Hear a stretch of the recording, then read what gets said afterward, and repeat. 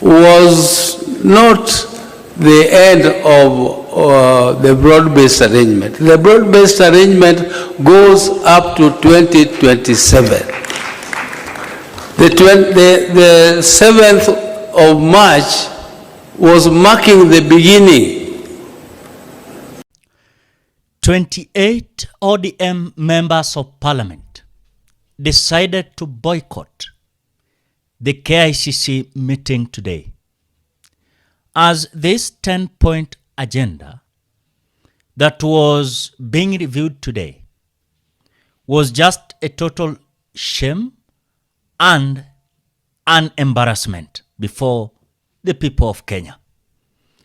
And when I listened to Kithure Kindiki acknowledging the number of ODM members of parliament in that meeting, I asked myself, but in parliament, ODM party is having 89 members of parliament, elected 83, plus 6 nominated ones.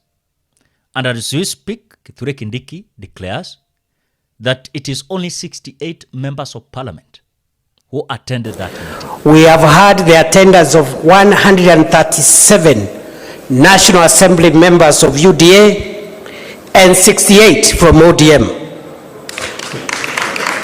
137, from UDA and its affiliates in Kenya Kwanza, and 68 from ODM, total 205. Members of the Senate from Kenya Kwanza, 22, and 38 from ODM, total 60.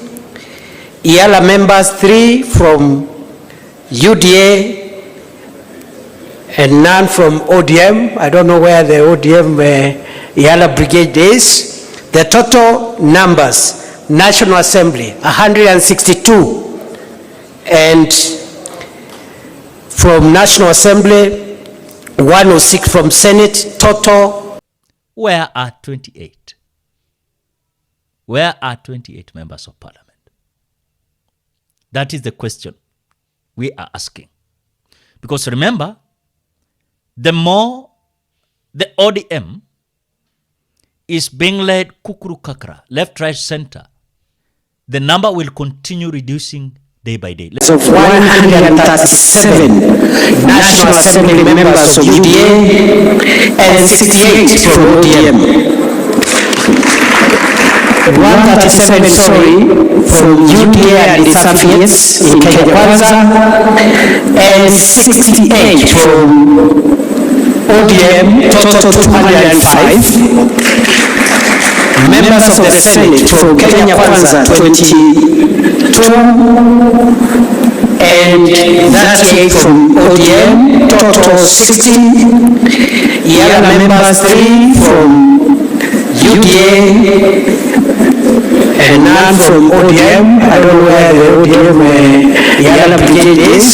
The total numbers, National Assembly 162, and from National Assembly 106 from Senate, total both houses 268. Your Excellency, we also have Excellency Governors, maybe those who are still here. I see Waiguru, Sakaja, Mungaro, Mtutu, Governor of Lamu. This 10-point agenda is none of their business. In fact, I've seen Oburu declaring that for them, the broad-based government existed long time ago, before the so-called 10-point agenda. President, I want to inform the country that broad-based government started long before the 10-point agenda came. Mr. President, therefore, it cannot depend, the broad-based arrangement cannot depend on the 10-point agenda. 10-point agenda was meant to strengthen the broad-based arrangement. Compensation of life is not something which you can do. You cannot replace a life. You cannot compensate it. There is no cost to it. It is just to give some, to give some pollen to the people who lost their loved ones. and if spoil for those who were injured in those demonstrations. It is not to compensate. It is, even though we call it compensation, but you cannot compensate life. The 7th of March, which was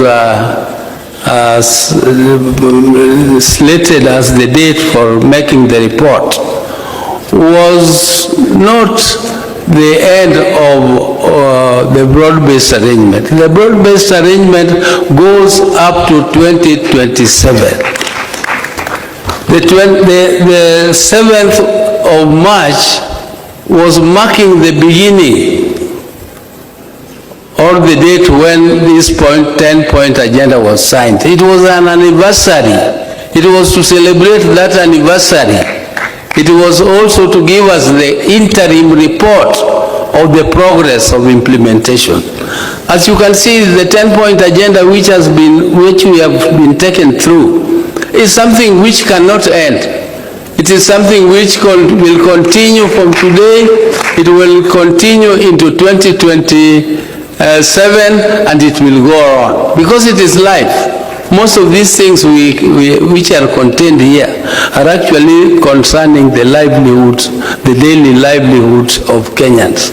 And we want to improve our society so that there will be no victimization of a victim, or we shall not have victims of police brutality. And our police are supposed to improve, and we want to improve them because they are our sons and sisters. We don't want them to go to jail for killing people. They should not kill people. They should be trained to help our people to fulfill constitutional requirements. If our constitution allows demonstrations, let them be allowed to demonstrate, but demonstrate according to the law. Not demonstrate, you just wake up and you say, I want to go and demonstrate because it is my constitutional right. Yes, it is your constitutional right, but the law states how you should do it.